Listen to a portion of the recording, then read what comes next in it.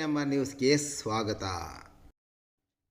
ಮೃಗಮಲ ವಾಣಿಜ್ಯ ಮಳಿಗೆಗಳ ಬಳಿ ರಾಶಿ ಕಸ, ಅಂಗಡಿಗಳ ವಿಲೇವಾರಿಗೆ ಮೋಕ್ಷ ಎಂದು ಚಿಂತಾಮಣಿ ತಾಲೂಕಿನ ಮುರುಗಮಲ ಗ್ರಾಮದಲ್ಲಿ ಕಳೆದ 2011ರಲ್ಲಿ ನಿರ್ಮಾಣ ಮಾಡಿರುವ ವಾಣಿಜ್ಯ ಮಳಿಗೆಗಳನ್ನು ಬಹಿರಂಗ ಹರಾಜು ಮೂಲಕ ಶೀಘ್ರವೇ ವಿಲೇವಾರಿ ಮಾಡದ ಪರಿಣಾಮ ಇಂದು ವಾಣಿಜ್ಯ ಮಳಿಗೆಗಳ ಬಳಿ ರಾಶಿ ಕಸ ಬಿದ್ದು ದುರ್ನಾಥದ ವಾಸನೆ ಬೀರುತ್ತಿದ್ದು ಅವಸಾನದ ಅಂಚಿಗೆ ತಲುಪುತ್ತಿದ್ದರೂ ಅದರತ್ತ ಗಮನ ಹರಿಸುವವರೇ ಇಲ್ಲದಂತಾಗಿದೆ.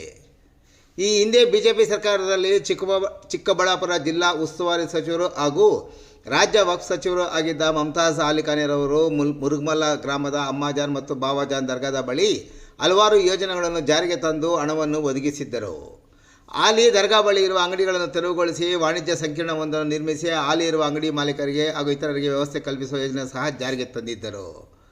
ವಾಣಿಜ್ಯ ಸಂಕೀರ್ಣದ ಕಾಮಗಾರಿ ಕಳಪೆಯಾಗಿರುವ ಬಗ್ಗೆ ದೂರು ಬಂದ ಹಿನ್ನೆಲೆಯಲ್ಲಿ ಅಂದಿನ ಜಿಲ್ಲಾಧಿಕಾರಿಯಾಗಿದ್ದ ಡಾಕ್ಟರ್ ಮಂಜುಳಾರವರು ಕಾಮಗಾರಿ ಪರಿಶೀಲನೆ ನಡೆಸಿ ಕಾಮಗಾರಿಗಳ ಗುಣಮಟ್ಟ ಹಾಗೂ ಕಾಂಕ್ರೀಟ್ ಸಾಮರ್ಥ್ಯದ ಬಗ್ಗೆ ಪರೀಕ್ಷೆ ಮತ್ತು ಇತರೆ ಪರೀಕ್ಷೆಗಳನ್ನು messrs Nishikon engineers structural rehabilitation and restoration engineers Bengaluru ಅವರಿಂದ ತಪಾಸಣೆ ನಡೆಸಿದರು.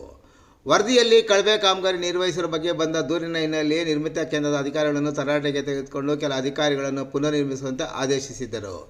ಅದರಂತೆ ಕಾಮಗಾರಿ ಮುಗಿದು ವರ್ಷಗಳು ಕಳೆದರೂ ಇದುವರೆಗೂ ಅಂಗಡಿಗಳು ವಿಲೇವಾರಿಯಾಗದ ಹಿನ್ನೆಲೆಯಲ್ಲಿ ಇದೀಗ ಸದರಿ ಅಂಗಡಿ ಮಳಿಗೆಗಳ ಮುಂದೆ ಸಿಕ್ಕ ಕಸ ತುಂಬಿದ ಪರಿಣಾಮ ಅಂಗಡಿ ಮಳಿಗೆಗಳು ಕಸದ ರಾಶಿಗಳು ಬಿದ್ದು ದುರ್ನಾಥದ ವಾಸನೆ ಬೀರುತ್ತಿರುವುದರ ಜೊತೆಗೆ ಅಂಗಡಿಗಳ ಶಟರ್ಗಳು ಕಟ್ಟಡ ಅವಸರದ ಅಂಚಿಗೆ ತಲುಪುತ್ತಿದ್ದರೂ ಅದರತ್ತ ಗಮನ ಹರಿಸುವವರೇ ಇಲ್ಲದಂತಾಗಿದೆ.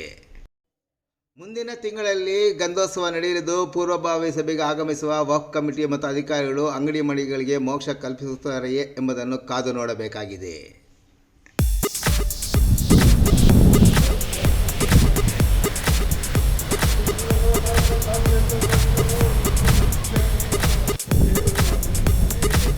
ಇಸ್ಕೊಂಡಾಗಿಲ್ಲ ಗೊತ್ತಿದೆ ಇಸ್ಕೊಂಡ